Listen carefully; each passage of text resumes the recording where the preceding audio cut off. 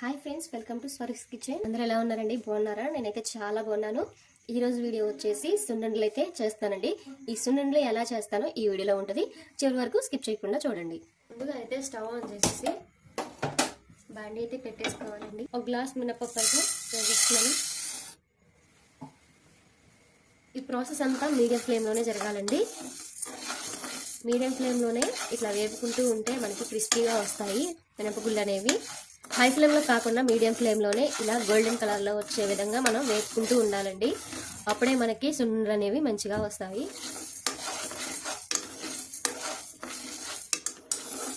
ఓకేనండి, చూసారు కదా గోల్డెన్ కలర్లోకి అయితే వచ్చేసాయి.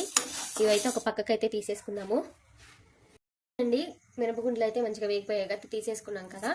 దీంట్లో కొంచెం బియ్యం అయితే వేపుకుంటున్నానండి.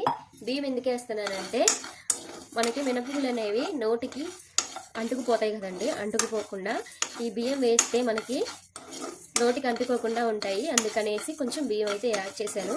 వీటిని కూడా మీడియం ఫ్లేమ్లో వేపుకుంటూ ఉండాలి.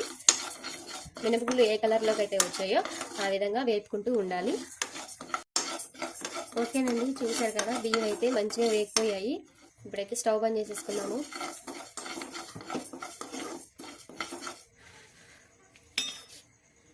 ఓకేనండి, స్టవ్ అయితే బంద్ చేసేసుకున్నాం కదా. ఈ మినపగుళ్ళకి ఇవి కూడా వేసేద్దాము.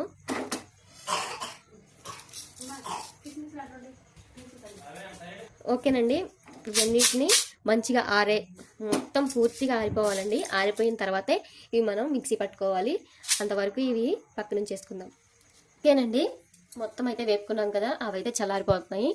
ఈలోపు ఒక మిక్సీ జార్ అయితే తీసేసుకొని ఒక గ్లాస్ మినపప్పుకి ఒక గ్లాస్ పంచదార అయితే వేసి ఇదంతటా మొత్తం మిక్స్ చేసుకోవాలి.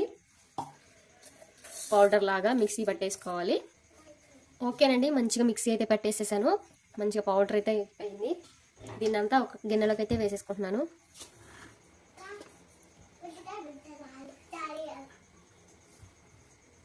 నువ్వు పోసకపోయి ఏమన్నది పో.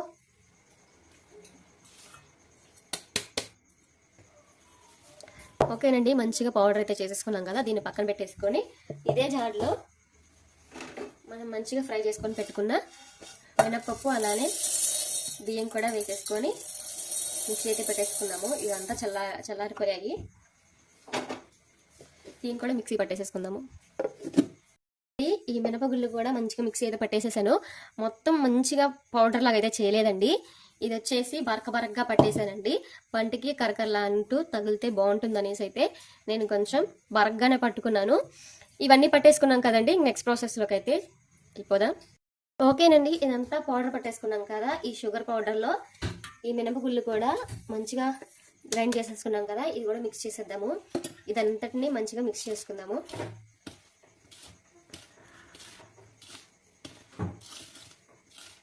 ఈ షుగరు వీటన్నిటికి పట్టే విధంగా మొత్తం మిక్స్ చేసుకోవాలండి.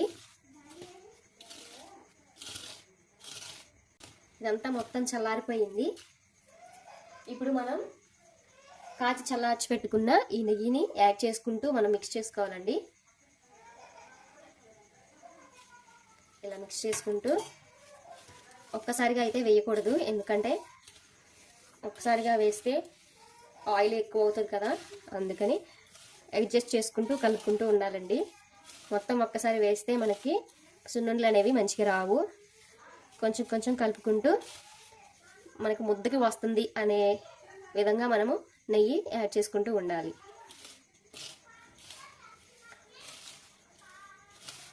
నెయ్యి అయితే నాకైతే కొంచెం పర్ఫెక్ట్గా సరిపోయిందండి.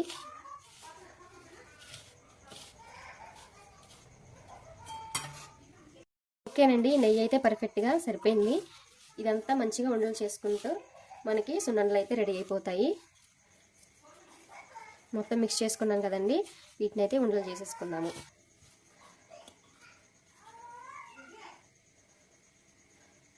ఇలా